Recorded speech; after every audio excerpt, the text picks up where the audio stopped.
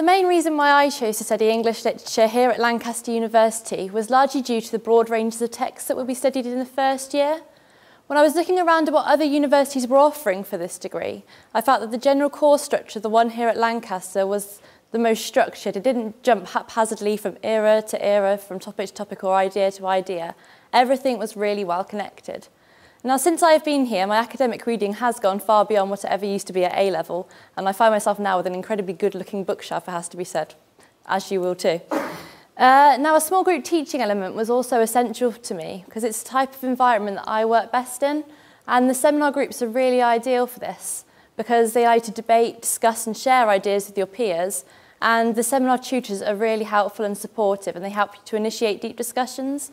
Certainly a challenge for my seminar tutor at 9 o'clock on a Friday morning to get us all awake, but we're there with our teas and our breakfasts, and he certainly manages it.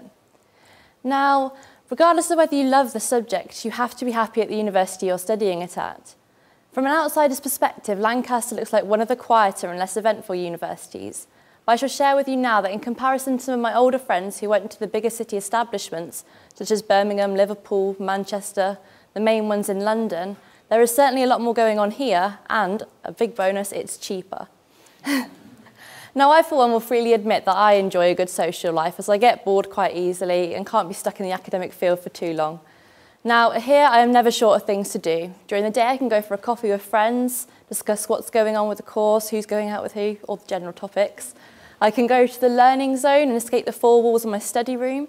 And then I can also go shopping into town, which I have to say really surprised me, because it's got all the main high street stores as well as some quirky individual boutiques, so it does make for some rather good shopping. Just don't blow your student loans in it, I advise that. Now, the student nightlife, which I say comes hand in hand with the university experience. And being a student town, Lancaster does not fail to provide.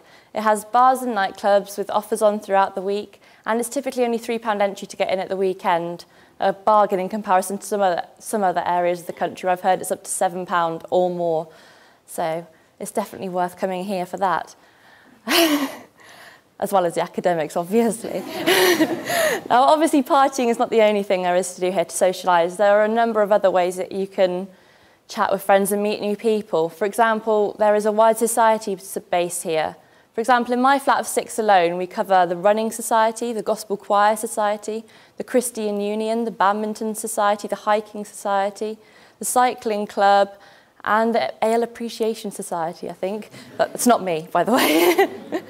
A final point I would like to stress is I think that the collegiate system, which you'll learn about from your tours, I'm sure, really helps this place to make it feel more welcoming, and it gives you more of a sense of belonging. This system is operated by 6 universities in the country, including Oxford and Cambridge, and I find it really helped me on Freshers' Week because it gave me something in common with people other than my core subject, and it also adds a bit of competitive spirit when you meet other people. There's certainly a lot of banter going around over Freshers' Week between the colleges via the chants, but I shan't teach you them now. Looking back now, I am certain I made the right choice in choosing Lancaster to study English literature, and I hope that you can make the informed decision too as well. It's personally a decision that I've never regretted. Reasons to study at Lancaster, according to me. I've been dying to say that the weather is number one. First week I did this talk, it was snowing. Second week it was raining. This week I can just about get away with it, I think. It's looking nice outside. Location. Well, Camilla's talked about it being near the lakes. If you want, you can go up to Haworth to see the Bronte parsonage and the couch where Emily Bronte died, if any of you are into that kind of thing.